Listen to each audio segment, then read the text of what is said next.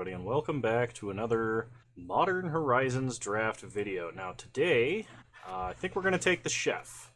I'm not actually sure if the chef is still worth anything, but the chef is definitely a pretty clear sign that we will be going into Rakdos colors, and someone has decided he needs to come over and say hi. The instant I started making noise, he needed to come over and say hi and burp directly on me because he's a little rude boy with no manners, but I still love him. I love him because he's never done anything wrong ever. Anyway, sorry, enough baby talk about the dog. Let's take the chef. I'm debating about buying a playset of Griefs and finishing off the playset of Solitudes. And oh my god, General Ferris Rockrick. There's also an Unholy Heat. Alright, so, like, this format encourages splashing, and you have the mana to do it, right? But, like, we gotta take the rare, right? Because, like, if we take Rockrick, we could end up, like, red-white with a cookbook, and then, like, that be enough to play the chef, because the chef would only require red. But, like, we could also play Rakdos, and then splash red, or splash white for Rockrick. But Rockrick's insane, and, like, I just had a draft that shows how insane he was. But, like, Unholy Heat is a really good card. That's a really tough decision for basically no reason. I mean, I could just go rare tribal, right? We could take Profane Tutor. I'm thinking the correct pick, though, is Mind Collapse. It's just good removal. Yeah, I think I think you gotta take Mind Collapse. I think Mind Collapse is the pick here. I want to take Profane Tutor, but I think Mind Collapse is the pick. The foil chef's actually worth a couple of tickets. So Captain Ripley Vance with Mind Collapse is actually insane. She's definitely at her best in the Gruul deck, though, because the Gruul deck is casting spells for free. It's doing the Storm thing. And, like, Mind Collapse is really good with her. She tends to come around as well. I'm going to take another Mind Collapse. Oh my god. Like, what do we even take?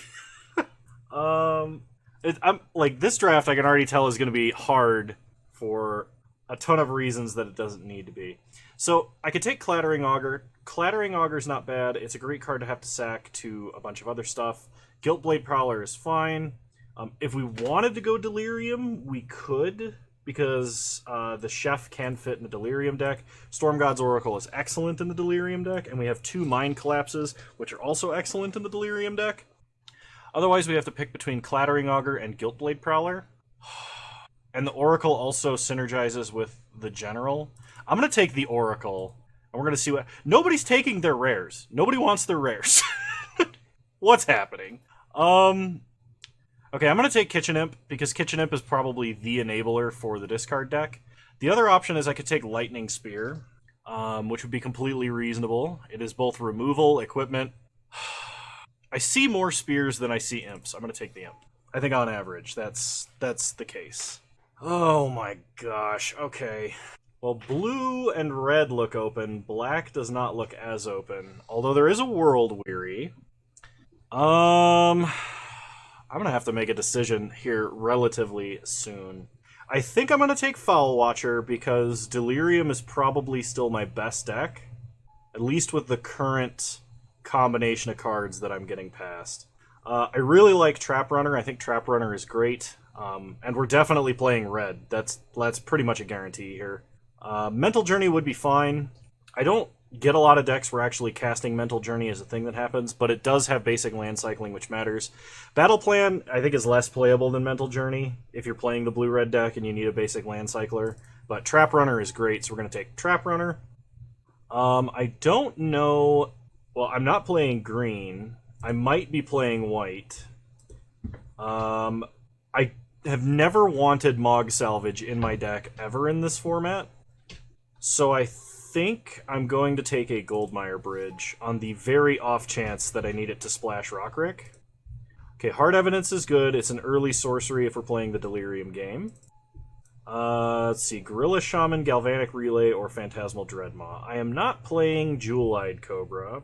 I think the Gorilla Shaman is the Well, Galvanic Relay plus Mind Collapse is not really that bad. It can be a divination pretty easily. I'll take Galvanic Relay. I've been pretty hard on this card, and I think it's actually much better than I've given it credit. We're definitely playing red. We're definitely playing the chef. The question of whether we're playing blue or black, I think, is going to have to wait until next pack. We could technically play both. Alright, Ripley Vance came around. I'll take Ripley Vance. Guiltblade Prowler is fine. Man, I've never been in a position that's like...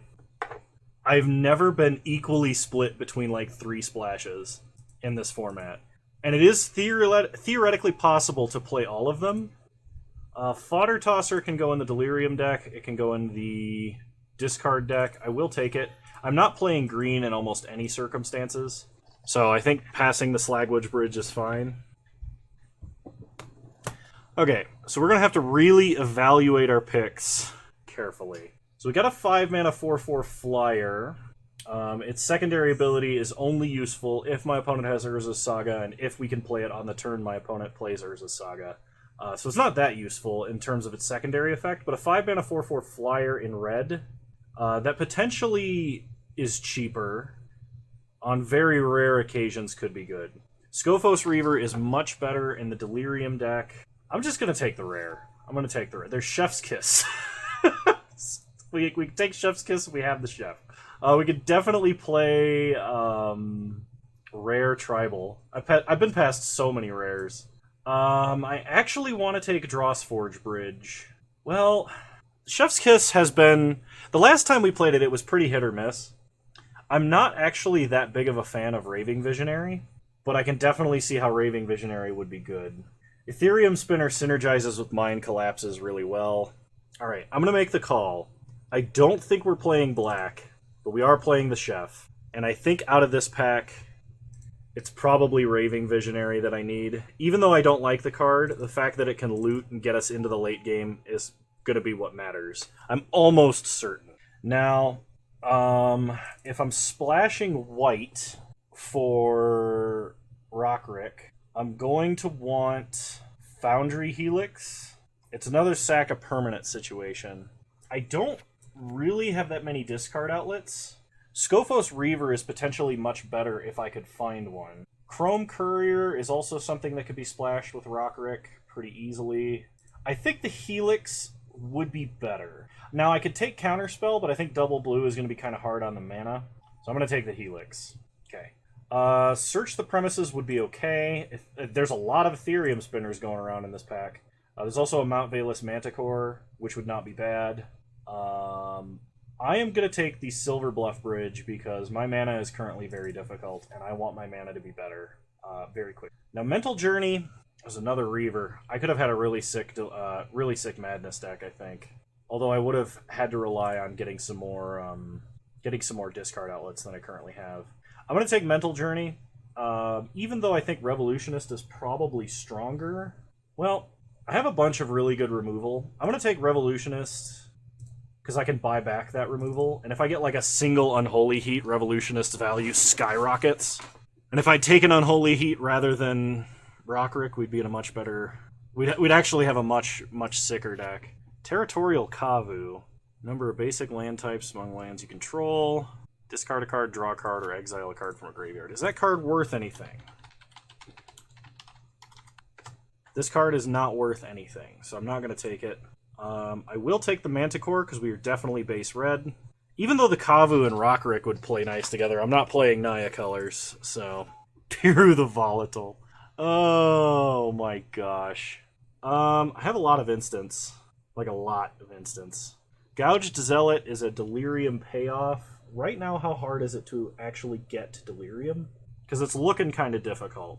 I could take Slagwoods Bridge, but I don't think that like Kavu's coming around. So the pick here is either the Zealot or the Recalibrate. Getting instants and getting lands into the grave will not be difficult, I suspect. I'm going to take the Zealot. There's some situations where the Zealot actually becomes a huge payoff. Now, Foul Watcher, Patchwork Gnomes, or the Rootwalla. I do not have that many discard outlets, though the ones I do have, Visionary turns into like straight up draw a card for 1 blue mana if I'm holding the Rootwalla. The Rootwalla makes Galvanic Relay better if I'm playing Galvanic Relay, and it's an aggressive creature. I don't think I get anything else from this pack, but I definitely need some parts lower on the curve. I'll take the Rootwalla. Recalibrate came all the way around. I could take a Slasher, but I don't think I need top end. I could take Sojourner's Companion, because it's a way to get an artifact and a creature into the grave, and tutor for Silverbluff Bridge. But I think Recalibrate is better for us. I don't currently have... I have one enchantment I can get into the grave, and that's Storm God's Oracle. Parcel Mirror I could play, but I think I want Battle Plan for the land cycling. I might actually need that. Chrome Courier I think is better than Said and Done. We need a couple of lands for white fixing. If we can get a blue-white land and a red-white land, I'd be pretty happy about that. Sea Drake is an undercosted beater that could potentially let us discard lands. I'll take it, but I don't think I'm actually going to play it. Soul of Migration, I guess, is the most playable of those cards. Okay, Shattered Ego is actually an enchantment that we can... it has a way to sacrifice itself, effectively, so it's another way we can get an enchantment into the grave. Last pick, an Archomancer. No! Don't make me do this! Well, I've got to take the $50 card, right? I need it to finish off my playset of Urza's Saga. I've opened 3, and this would be the 4th. And this would make drafting worth it. Yeah, this is the price of 2 drafts. I have to take it. The card that would obviously be best for our deck is the Cookbook, but maybe the Cookbook comes around. Maybe there's some universe where this is bad in everyone's deck but mine. I really doubt that. We're taking Saga. I may not even be playing Saga, because I don't even have that many artifacts. I guess it sacks itself, and it's an enchantment. If I could get even one 1-mana artifact, it'll be worth it. So Mere Scrappling fits the 1-mana artifact criteria, right? Definitely taking Kaleidoscorch here. I think it's pretty well hands down. This is excellent removal. If I can find a red-white land, it gets even better. So we're taking that. Okay, I think I want hard evidence here out of all of these cards. God, I may not actually be able to play the Chef. I just realized I don't have that many ways to discard. There's a green-red land. That's not what I'm looking for. I'd really like a red-white or blue-white land. Ethereum Spinner is pretty good in this deck because of the aforementioned mind collapses and stuff. There's a white-black land. A Douthie Voidwalker this late? Okay, so Voidwalker... The regular version is 6 tickets. The alternative is I can take a Storm God's Oracle, which would actually improve my deck a lot. Okay. I will have integrity after taking Urza's Saga and take Storm God's Oracle. Alright, Bloodbraid Marauder is a Delirium card that could cascade us into the Chef. That would actually be sick. I think because this is an aggressive card and we're playing sort of what should be an aggressive deck, I will be taking this. I guess I'm taking Foul Watcher. I saw some really sick plays with Suspend from the guy that had Upheaval a while back. Like, he suspended Prophetic Titan and then Upheavaled. He suspended his own creature, and it was really awesome. The alternative is a Chrome Courier, which I'm probably not playing. I'll take Suspend. I don't know if I'm actually playing it, but I don't think I'm playing anything else in this pack, and I don't think I'm playing Altar of the Goyf. Mental Journey is basic land cycling. Zurin Orb is something I can pick up off Urza's Saga. Sojourner's Companion is also land cycling, but only for Silverbluff Bridge. I think if I had another artifact land, I would consider playing this card, but Mental Journey has, like, castability at the top end, so I'm going to take that. I was complaining about how I don't have that many discard outlets, and Aeromoeba kind of fixes that problem. I really want Lightning Spear because I think it's excellent removal, but we already have a bunch of good removal, so much so that we're going to have to cut removal, and I may need more creatures, so I'll take Aeromoeba. Mount Valus Manticore, yeah, I'll take another one. I think that's better than Fodder Tosser. I don't think I'd ever play more than one Fodder Tosser. Take a card I'm not playing. We did not get the Mere Scrappling, we did not get the Urza's, or we did not get the Cookbook, so there will be no cookbookery. Take a Bone Shards, I guess. So I think if I play both basic land cyclers, I can probably get away with splashing white. I do not have any way to make food at all, and I do not have the cookbook. So I'm probably not playing the chef at this point, which sucks. I'm not even sure that I have enough artifacts to justify playing the saga, but I probably still will because of delirium reasons. I don't know how difficult it's going to be to get enchantments in the grave, but I guess we can find out. The fact that I have nothing to fetch off of it does make it a lot worse. I should have taken that Mere Scrapling. Because, like, even just getting a 1-1 that can put a 1-1 counter somewhere... Like, then, if I'd gotten that Mere Scrapling, and I didn't think about this at the time, and I should have, having that Scrapling means when I sack my enchantment land, I get a 1-1 artifact creature that can put a 1-1 counter somewhere, and then immediately enable Delirium, because enchantment land, artifact creature, that's 4. I did not think about that, and I absolutely should have taken that because of that combo. Suspend can be an amazing tempo card. It also pseudo goes infinite with Revolutionist, question mark? I don't think that's good. So what am I not playing? I have 3 red-white cards. And I think I'm playing all of them because of their synergy with Rockrick, and because of Kaleidoscorch. I think any less than that, and that makes white actually not that great of a splash. I think casting 3 cards in a turn is going to be quite difficult for Captain Ripley Vance, even though I have Rootwalla, even though I have 2 Mind Collapses. Like, if I ever do, like, if I'm casting 3 spells in a turn, it's insane. Because it's 4 damage to any target if I do, and it's an aggressively statted creature. Oh, man. What did I get myself into? I have 1, 2, 3, 4... up to 6 enchantments. So it actually shouldn't be that difficult to get an enchantment into the grave. I actually don't have that many artifacts, if like any. I have some artifact tokens, and I have an artifact land, and I have a fodder tosser. Mind Collapse specifies mountain sacrifice, right? Yes, it does. Okay. So I have an artifact creature with Chrome Courier. I have a Therium Spinner. I have Fodder Tosser and a land. I have instant sorcery, enchantment, and creature, which will be easy. Artifact on top of that. Okay, maybe it's not as bad as I was thinking. I still have to make a lot of cuts. I think I'm going to cut Shattered Ego. I'm probably actually going to play Suspend, because if I have to suspend my own creature, I think I can make that work as like a combat trick. I have a couple of early sorceries in Hard Evidence and Kaleidoscorch. Recalibrate is fine. I don't think I need to be playing Galvanic Relay. I may not need to play Fodder Tosser. It can give me reach, but I think I can do without it. And because I have 2 Storm Gods Oracles and 2 Manticores, I'm actually going to get rid of Battle Plan, even though the basic land cycling might matter. Those things being said, I don't think I'm going to play Sea Drake.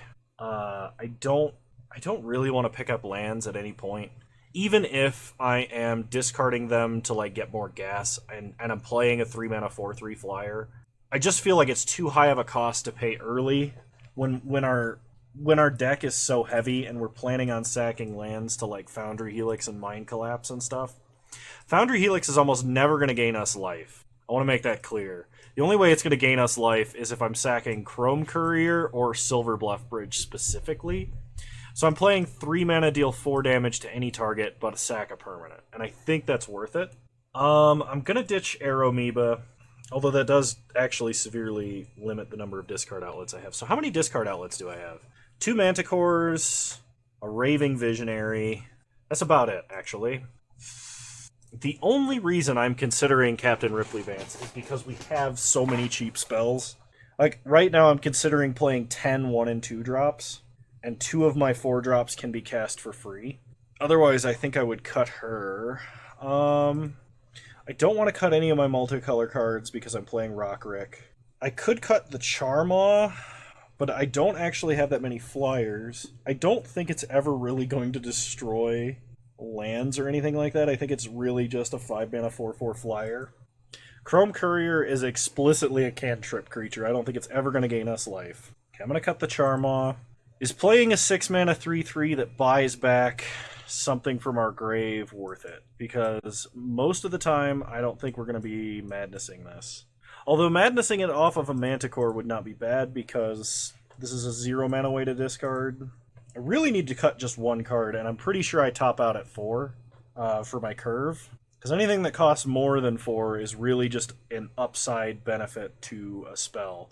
Like, Mental Journey is 2 mana, go fetch a land. That's what I see Mental Journey as. And I do want to keep it if I'm playing 3 spells that require white. I mean, if Bloodbraid Marauder cascades, I'm casting one of these 4 spells. Recalibrate might be my worst spell, or Suspend might be. I think I'm going to try running it like this.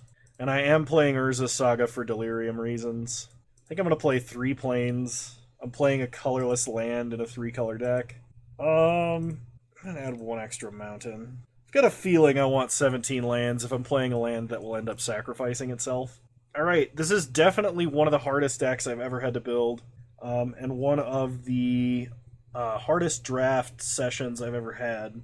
I think Urza's Saga or like Solitude or Grief are like the only 3 cards I would have taken over that cookbook to make the chef. But could you imagine if I'd gotten the cookbook and Saga? Like how insane this deck would be.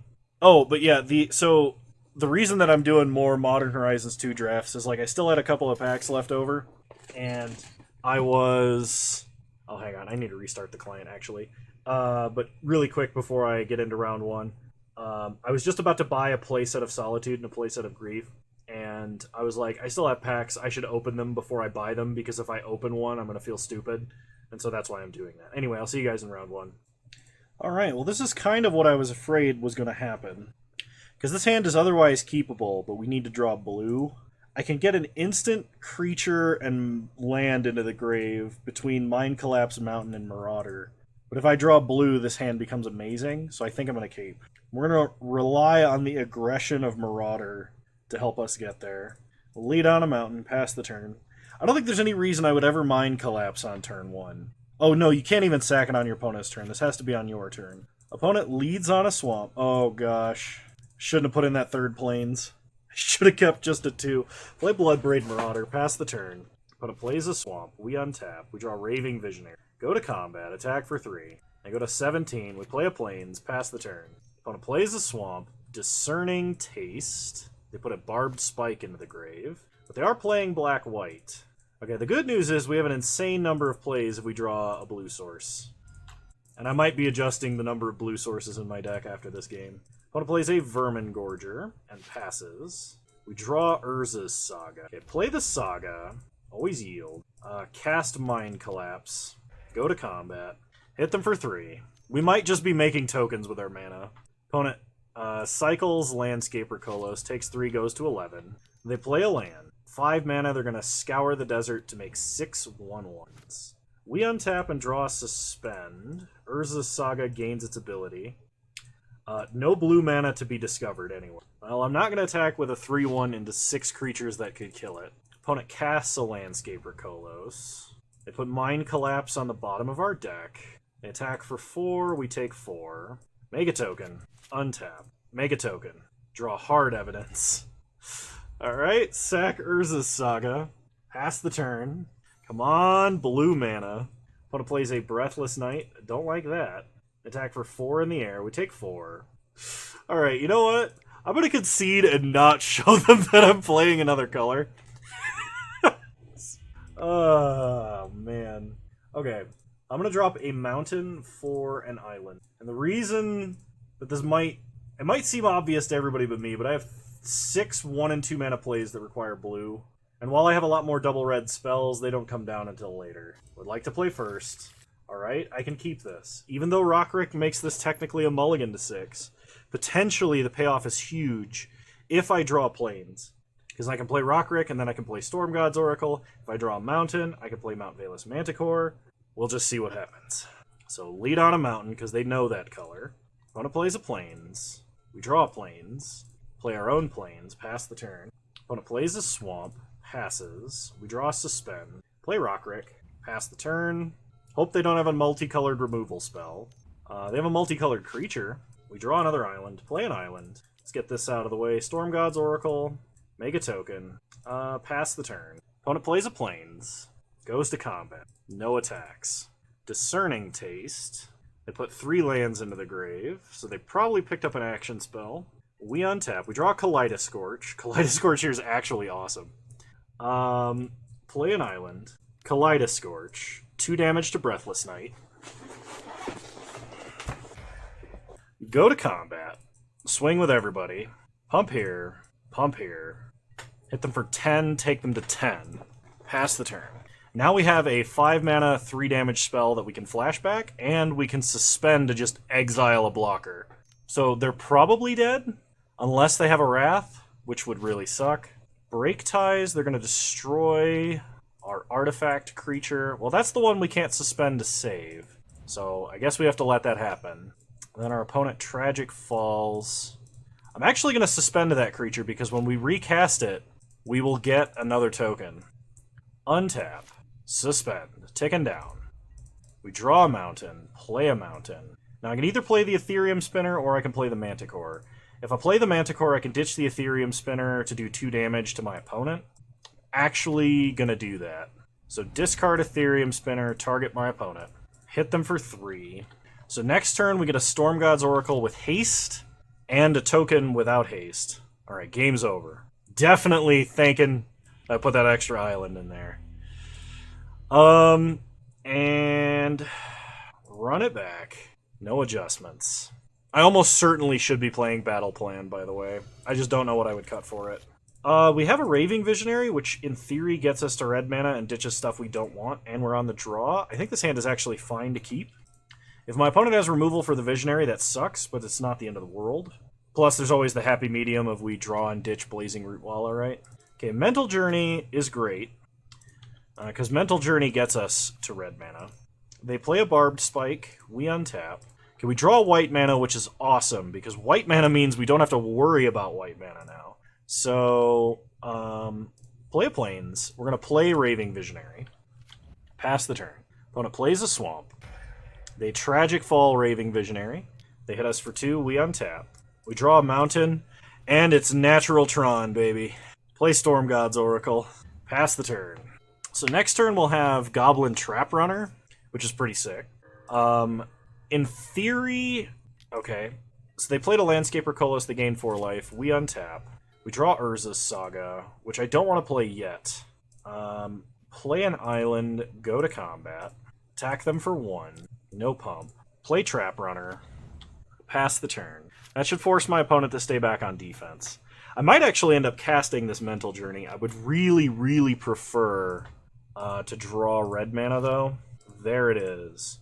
So play the Mountain, play the Manticore, go to combat. Manticore, gonna ditch Urza's Saga, shoot down Breathless Knight, attack here and here. We are giving up. I named Heads. I wanted to name Tails. I always name Tails. Was betrayed by my not naming of Heads. So we hit our opponent for 3. Ended up trading my 4-2 for a 2-1, and that's not a great trade to be making. It was potentially much better if we ended up drawing more Young Necromancer, so they can get back the Kolos or the Knight. If they get back the Knight, we can shoot it with the Manticore. Okay, they're getting back the Knight. The Knight actually will enter with an extra 1/1 counter because it entered from the the graveyard. So we draw the Chrome Courier. So we basic land cycle. That does give us Delirium, although I don't think Delirium matters. So we need to attack and pump the Oracle all the way? Well, we're doing that. I don't want my opponent to gain the life, though. If I can Chrome Courier into a land, great. I don't want to Mental Journey, because I think I'm actually going to cast Mental Journey. The safe play is pre-combat killing Breathless Knight. Okay, we're going to play Chrome Courier. Okay, we hit a land. I don't think the Bloodbraid Marauder is going to be necessary this game, unfortunately. The land is more important. So play the land. Alright. This might look a little weird, because I could have attacked with that as well, relatively safely. But my opponent, like, I suppose they could double block, and that would force me to sack it. They'd take no damage this turn. I don't know. Maybe that was kind of loose.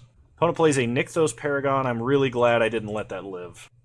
We take 2. This does not have lifelink or anything, does it? Okay. We draw another Manticore. So we're going to have some trouble attacking on the ground. Go to combat. We're not discarding anything.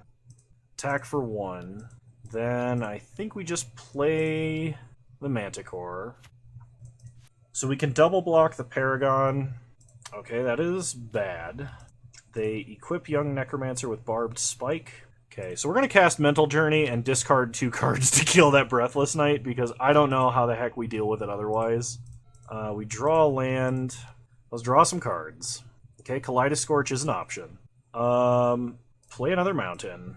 Go to combat. So, discard an island. Target the knight for damage. Discard the island. Target the knight for damage. Go to combat. Hit them for 1 in the air. Opponent goes to 15. They play a land, which, as long as they don't have a 7-drop, is pretty good. Scour the desert. They're going to get rid of the Kolos and get 6 1/1s. So our Gouged Zealot is actually going to deal with all of those 1-drops as long as they don't gain life. We have 7 mana, which is enough to cast and flashback Kaleidoscorch, and we drew Suspend. So if I cast Kaleidoscorch, that's 2 damage, and then I flash it back for 3 more. I then ditch Suspend to kill Nykthos Paragon. Okay. So cast Kaleidoscorch for 2 damage. Flash back Kaleidoscorch for 3 damage. Go to combat. Ditch Suspend to deal the final point. Not ditching anything else. No attacks. Pass the turn. So we're going to have to take a hit from a wall of birds. Loathsome Curator. Opponent can kill 1 thing of anything they want. They don't. They attack us for 6. So we're going 8. No blocks. Untap. We draw Hard Evidence. Play the Gouged Zealot. Hard Evidence. Make a crab and investigate. I'm going to draw now because I may actually want to ping something. Okay, I don't. I could kill a bird. It only matters if they have like a Moment of Heroism style trick, and the only one of those I know of is put 2 1/1 counters on stuff and then proliferate. If they have that, we're just dead. Because it wouldn't matter even if we shot a creature and blocked it. That's more damage than we could possibly survive. The only situation where this would matter is if I can somehow stop them from dealing 1 extra damage. Or, yeah. Because, like, blocking this turn... Okay, they drew a land. So we gotta hope that this is gonna be enough. They go to combat. They attack for 6. Block here. Take 5 and go to 3. We untap. We draw Blazing Rootwalla. Go to combat. Ditch a Rootwalla. Ping off a bird. This is just in case they have some kind of trick that can deal with this Gouged Zealot before we attack with it. No. Attack with the Zealot. Ping down all of the 1/1s. Oh, I should have pinged the Young Necromancer with the Ethereum Spinner. I didn't think about that. Alright, play the Ethereum Spinner. Pass the turn. Yeah, I did not think about that.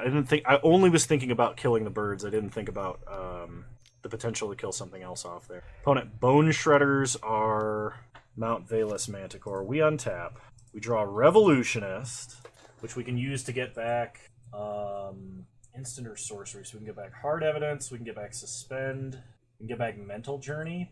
If I get back Suspend, I can stop them from attacking with Bone Shredder, which is probably what I need to do here. Well, no, because if I get back Hard Evidence, I'm making a Thopter off of Revolutionist. I can block. I could also get back Mental Journey. Let's get back Mental Journey. Actually, I don't need Hard Evidence as token. Just drawing 3 more cards and burying my opponent in card advantage. We have so much removal, and they can't kill us with just a removal spell. They would need removal spell and extra damage. I could ping here, I'm not going to. Pass the turn. Opponent untaps. They pay the Echo cost. They attack for 2. We jump. Opponent plays an Ornithopter of Paradise and suits it up. We untap. We draw Silverbluff Bridge. Cast Mental Journey. Keeping the red mana, make a Thopter. Draw a bunch of cards. Hard Evidence, Storm God's Oracle, and Captain Ripley Vance. Oh, we're going to be able to actually enable Captain Ripley.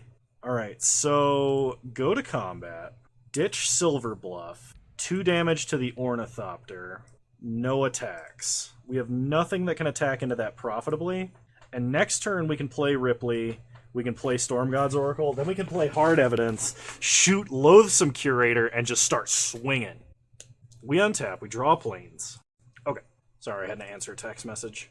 Play a planes. Play Captain Vance. That's spell number 1. Play Storm God's Oracle. That's spell number 2. Hard Evidence. Spell number 3. 1/1 counter on Vance. 4 damage to Loathsome Curator. Get a crab, get a token. Go to combat. Swing with everybody except the 0/3 crab. Opponent goes to 4. Alright. Alright, we got there. Even if my opponent could stop us from attacking somehow, like if they had a, I don't know, Stonehorn Dignitary, we could kill them with Storm God's Oracle and the ping off the Manticore. That was sick. That was an insane comeback. You're definitely editing the deck between rounds and doing it right now so people don't accuse me of forgetting. Because we need to have that extra island in the deck. Without it, like, there's too much of a risk of the deck not working. But that's awesome. And Mental Journey really paid off there. Like, we got to hard cast a 6-drop twice because the game went so long. And it's what won us the game. So, all right, well, I'll see you guys in round 2. All right, welcome back to round 2, everybody. I am going to keep white is, of course, our splash color, and we have 2 top deck manipulations to both help build towards Delirium and to help try and find white mana. So I think this hand is fine. We definitely have worse hands in the deck, that's for certain. We do have double reds, so we can play the Manticores easily when we draw them, if we draw them. Opponent mulligan to 6, leads on a swamp, and plays a Nested Shambler. We draw Captain Ripley Vance. Play an island. They go to combat, hit us for 1. They kept a 1-lander. We draw Suspend. Suspend will help us trigger Captain Ripley. So Foul Watcher, I am going to put the Manticore in the grave. They do not attack. We untap, we draw Mind Collapse, play a mountain, go to combat, attack for 1 in the air. They take 1, play Captain Ripley, pass the turn. Now if my opponent plays anything, we can, like, suspend our own Foul Watcher, Mind Collapse to kill whatever else, Captain Ripley counter to do a bunch of damage to our opponent. Foul Watcher somewhere in there. Cabal Initiate. Alright, we untap. We draw a mountain. Oh, I can't cast Foul Watcher and Suspend in the same turn, can I? There's a little bit of a damper on the plan. Play a mountain. Play Foul Watcher. Another island. The only thing I need double blue for is Mental Journey. And that wouldn't be for a while anyway. Man, I hate to use this Mind Collapse early, but I'm gonna press the advantage while I got it. We'll enable Delirium, go to combat, and hit our opponent for 5. They might feel like they have to chump block here, but they don't. Pass the turn. Opponent has a Tragic Fall for Captain Ripley. That is unfortunate. We draw another island, play an island, go to combat, hit them for 4 in the air. They go to 10, pass the turn. They drew another land. They go to combat, they hit us for 1, take 1. They play a Vermin Gorger. Now I could suspend this Vermin Gorger, which would stop them from gaining any life. But I feel like there's a more tactical use for Suspend, maybe? Because if I suspend it now, it ticks down on their turn, then it ticks down on their turn. So we would hit them for 4, take them to 6, hit them for 4, take them to 2. Play a mountain. Yeah, I'm going to do it because I think it stops them from dragging out the game. That's a really aggressive play, and if my opponent hadn't been stuck on mana and playing off curve, I don't think I would make that play. Almost ever. Okay. Yeah, kind of leveraging the tilt factor a little bit there, but also, like, if we draw a white source, this pretty much guarantees they die. We weren't drawing a whole lot for a while, though, so I think that would have gotten us there, but it would have been kind of slow and painful for our opponent. No adjustments. I think we run it back. All right. I think this hand is fine. I will keep... I'm probably going to leave the token around for Urza's Saga purposes. We draw Gouged Zealot, so play an island, play Hard Evidence, pass the turn. Opponent plays a Swamp, plays a Cabal Initiate. We untap. We draw Kaleidoscorch. So I could kill Cabal Initiate here. Think I'm just going to play the Saga. I'm not going to crack the Clue because I want the artifact on board for the tokens that Urza's Saga is going to make. Really, really wish I had that 1-mana 1/1. Opponent plays a Cabal Initiate and a Nested Shambler. It looks like they might actually be mono black, which would be interesting. Play a mountain. Pass the turn. No reason to create the token at sorcery speed. Black does have a couple of sorcery speed removal spells in the form of Bone Shards and Flay Essence. Okay. Opponent attacks for 5. Well, go ahead and block. Could have made a 2/2 there to block the 1/1. Probably should have. Opponent not using mana is suspicious. A little bit. It's not that suspicious. Probably just means they don't have a good play. Okay, they have a Tragic Fall they were saving. That makes sense. Let's see what we draw. An island. If it was another red source, I would consider not making a token here. But we're going to go for the token. Okay. No artifacts to search for. Play an island. Pass the turn. If we can get a red mana for this Manticore, we can just start pinging off their 2/1s, which would be pretty sick. Then we could Revolutionist to get back Hard Evidence, or we could even get back Kaleidoscorch. If I don't draw a red land, I think I'm going to play Gouged Zealot, because it just wipes their whole board. We untap. We draw Storm God's Oracle. Play a Plains. Play Gouged Zealot. Pass the turn. So they basically have to have removal for Gouged Zealot, because they have no way to get 7 cards into their grave, and we're going to kill 3 creatures by attacking with it, because we're definitely turning on Delirium this turn. Like, there has to be a way for us to. Okay, they Bone Shards, discarding a Swamp. Then they play a Cookbook. Alright. So, unfortunately, no insane Gouged Zealot value play for us. They attack. So they'll sack the 1/1, they'll make a 1/1 tapped, and drain us for 2, hitting us for 4 total. This does get another card in the grave, building these guys towards Threshold, but I don't think it's going to be fast enough for my opponent. We draw a mountain. So we can either play Storm God's Oracle and Kaleidoscorch that Vermin Gorger, or we can play the Manticore and start pinging stuff. I think we stay on defense for 1 more turn and just get rid of the Vermin Gorger, because like that's where all of their value this game is going to come from. If they can somehow get 2 cards in the grave, another Vermin Gorger. So you say if they can get 2 cards in the grave, then like maybe we're in trouble. We get a Bloodbraid Marauder. Play the Manticore. Go to combat. We're going to ditch Marauder, kill a 2/1, pass the turn. So opponent can turn on Threshold for the Cabal Initiates, or the Cabal Initiate. Tragic Fall. They do not attack. We untap. We draw Raving Visionary. Alright, let's Kaleidoscorch. They can sack it to drain us. Okay. Go to combat. Attack for 2. Maybe I should have killed that Vermin Gorger, actually. Maybe that was the real threat here. Because that's what's going to delay us from killing them. Opponent discards a Kitchen Imp. Okay, that's bad. Yeah, I probably should have just built the board and not gone for the direct damage there. They attack us for 2. Take 2 and go to 9. We untap. Draw an island. So pump, go to combat. Attack with the Oracle. They're going to take it. We do not have that many flyers. I'm going to kill the Vermin Gorger here, because I think this Imp is going to be easier for us to deal with, and we kind of have to stop the bleeding now. Opponent did not sack anything in response. Play Raving Visionary. That can let us Madness the Revolutionist. They play a land. So they can sack the Underworld Cookbook to pick something up out of the grave. They attack us for 2. This is fine. We go to 7. I say fine loosely. It's kind of not fine in a lot of ways. We draw Foul Watcher. That's a way to block the Imp. Awesome. So, loot. See what we draw. Hopefully a land. It's a land. Dump Revolutionist. Pick up Hard Evidence. I turned off Delirium. Okay, play Foul Watcher. I do not want to draw an island here. Yeah, I shouldn't have turned off Delirium. That means I'm taking 2 extra damage this turn. I should have... I should have actually dumped the Trap Runner there, I think. Opponent picks up Vermin Gorger. They untap and draw. They go to combat. They hit us for 2. We do not block. They play Vermin Gorger. They play Vermin Gorger. Okay, that is super bad. We draw Chrome Courier. Play the Courier.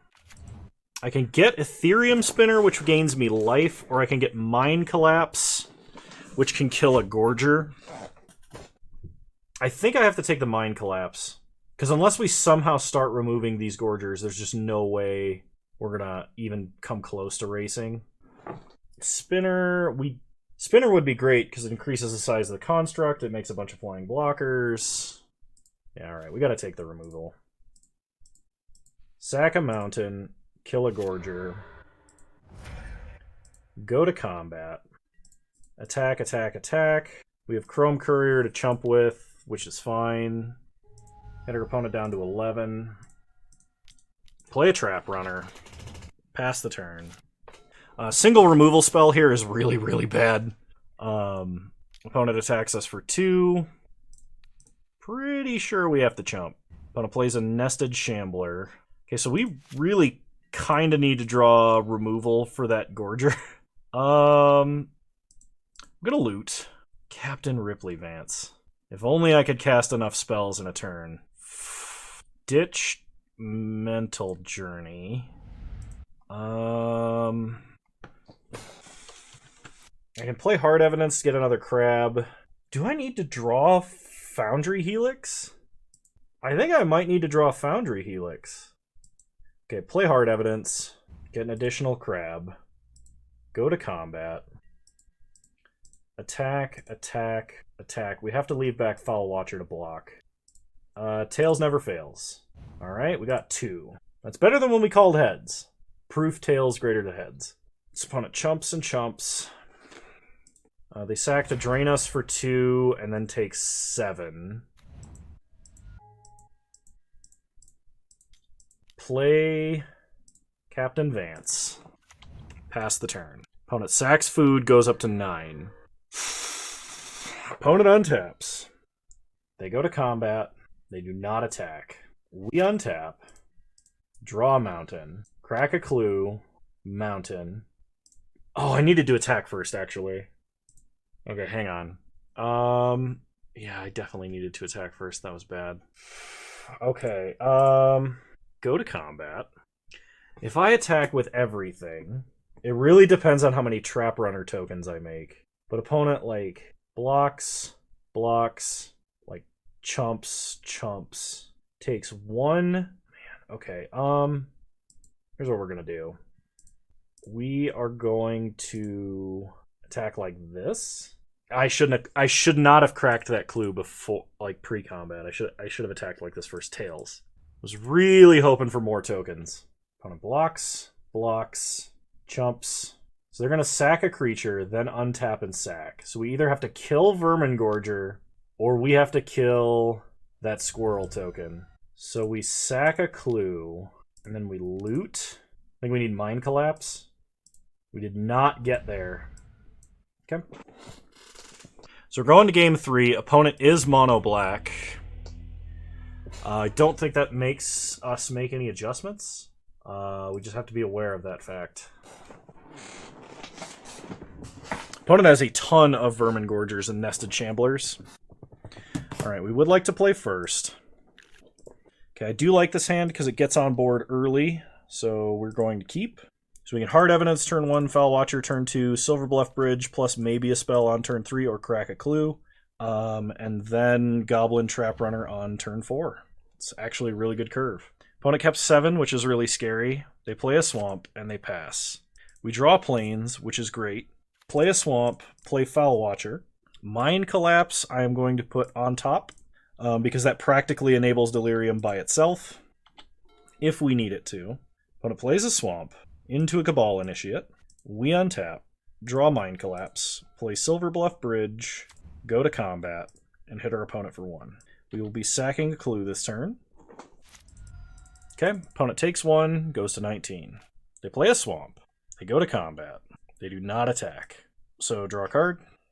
Captain Ripley Vance. If we could draw a 1-mana spell, it's amazing. Okay, Revolutionist is not a 1-mana spell. Now, there is a concern that my opponent has a Kitchen Imp, because they can effectively flash it in if they do. We'd have instant sorcery and land.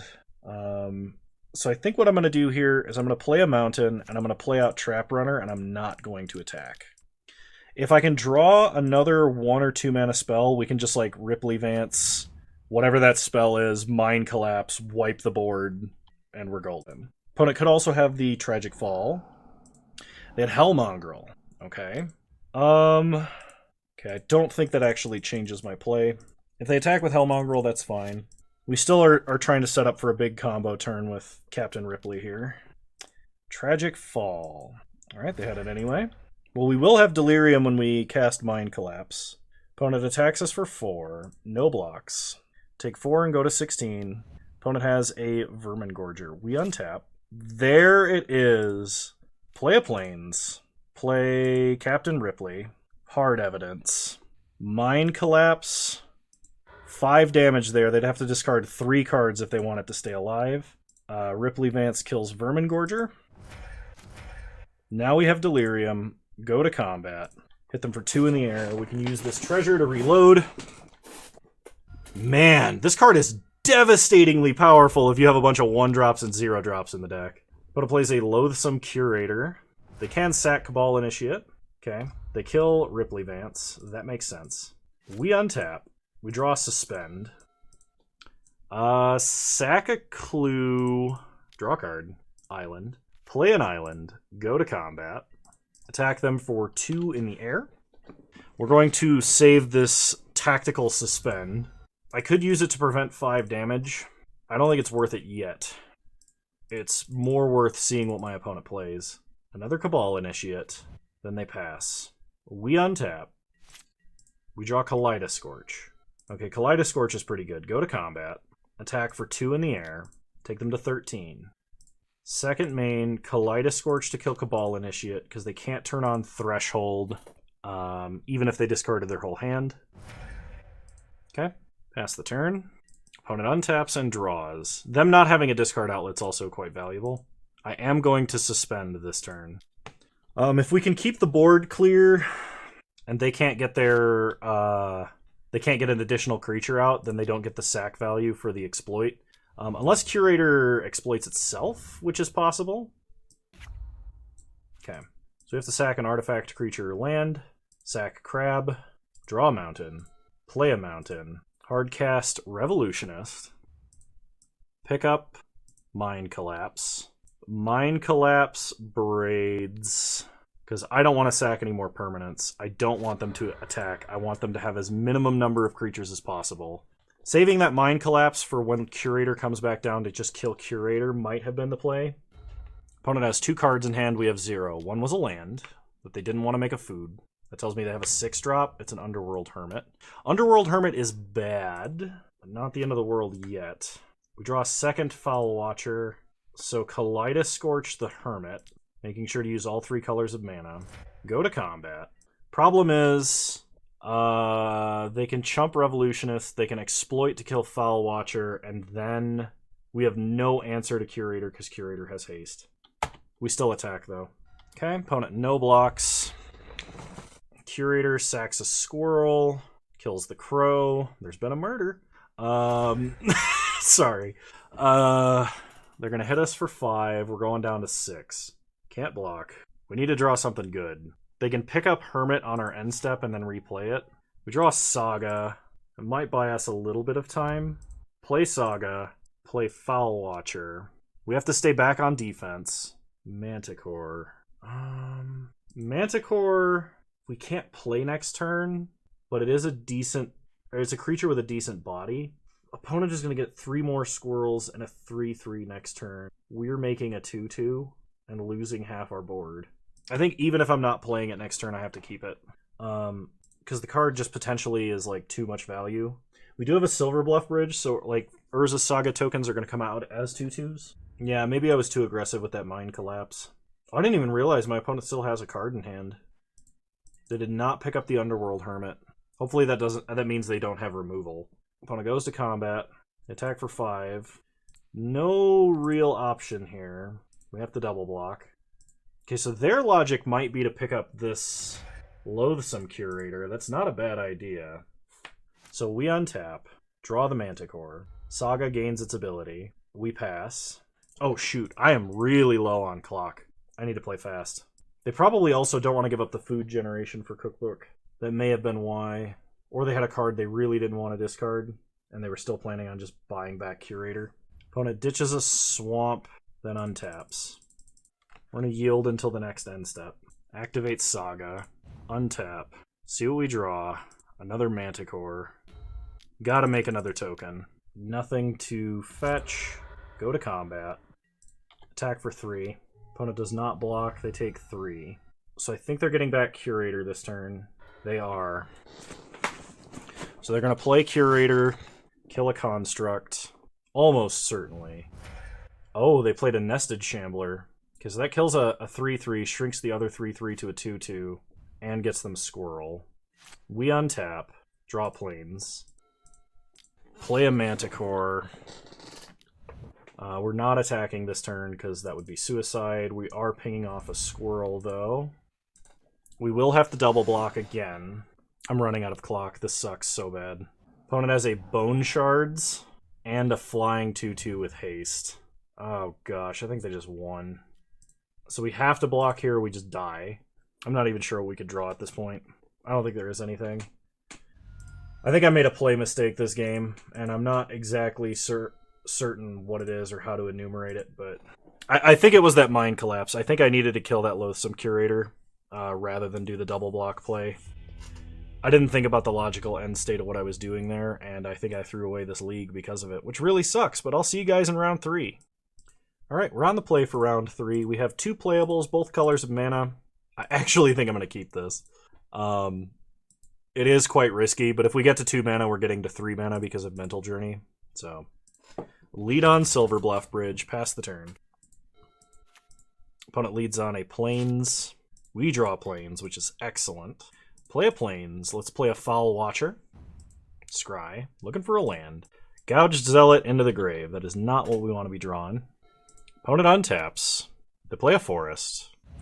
They play a Seal of Cleansing. So that can kill a Manticore, but that's about it.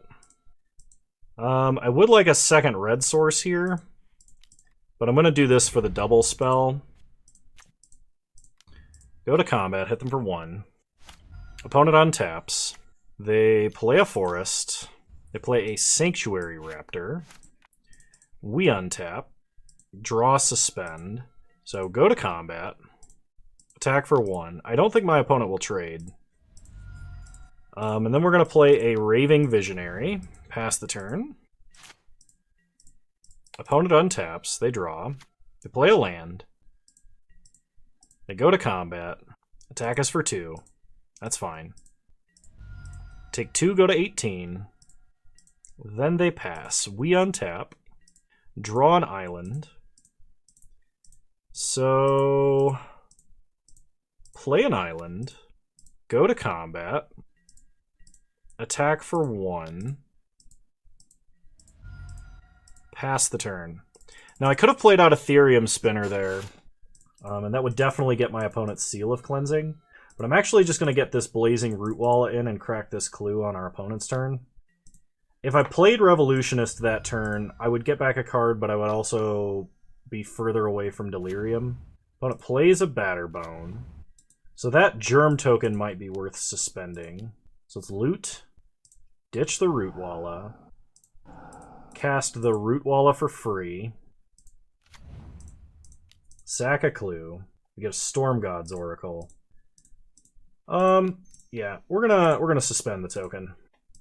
Okay. Untap, draw a mountain, play a mountain, go to combat, attack, loot, ditch a mountain, Delirium enabled, pump the Rootwalla, do 5 damage. Now we play the Oracle, and if they Seal of Cleansing the Oracle, we just kill the Sanctuary Raptor. Then that lets us play our Ethereum Spinner unimpeded, and then we can start getting massive value off of like Revolutionist into like Mental Journey or any other number of crazy things. Opponent basic land cycles an Orchard Strider, plays a Plains, then plays a Deepwood Denizen. They go to combat, but then do not attack. We untap, draw a mountain. So, go to combat, attack with the Oracle, opponent no blocks, play a mountain, Loot with the Visionary. Ditch Revolutionist. Cast it for its madness cost. And what we're going to do is we're going to get back Suspend. Mental Journey would be fine here, but I'm taking Suspend because I don't want my opponent to suit up with Batterbone and then think they're going to get in an attack or something like that.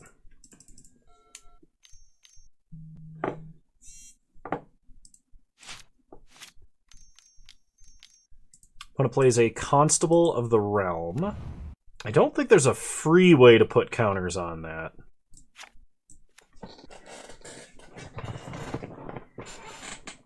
I don't want to suspend it because I don't want that creature having haste because of its Renown ability.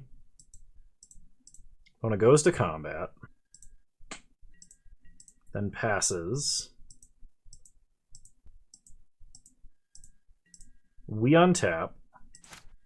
We draw another Storm God's Oracle. So we don't need that much mana at instant speed this turn. So go to combat. We're going to basically attack with everything that would trade. Because we can pressure our opponent a lot. Does the 1 extra damage matter here? This would be 9, 10, 11. Not really. I don't think the 1 extra damage matters all that much. So let's see how our opponent blocks. So they are going to trade, trade, and trade. They're going to take 2, then take 3. 3 damage to our opponent.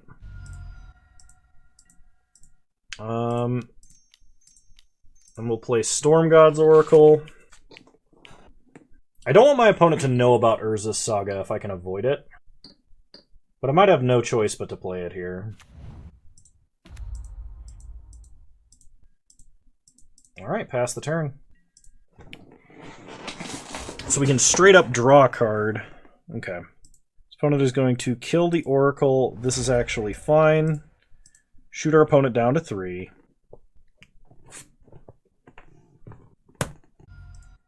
Alright, pass the turn. Game's over. Opponent scoops the match after that. Yeah, I definitely could have 3-0'd that league. I think I underestimated the mono black player a little bit, because in my experience, mono black decks have not been that good. But, you know, we opened an Urza's Saga, so I can't be too mad about it. Obviously, a 3-0 there, I'd be ecstatic right now, but something to learn. Hopefully I do learn from it. And I hope you guys enjoyed. If you did, please leave a like, drop a comment, subscribe to the channel if you're so inclined. And remember, you can follow me on Twitch. Same username over there as you find me on here. I stream Wednesday afternoons to Wednesday evenings. Usually, I'm hoping to work another day into the stream schedule. But so far, that day has not revealed itself to me because I've had too many things to do. Which I suppose is not a bad problem to have. But I want you to know that you're all wonderful human beings. And I really appreciate your viewership. And yeah, I hope to see you guys next time. Bye! Hey, just wanted to give a shout out to my patrons for the month of August. You guys are wonderful, and I really appreciate your support. It's been helping me make a lot of good content. If you want your name to show up in this list, there's a link to my Patreon in the description down below if you want to support this channel. Thank you so much.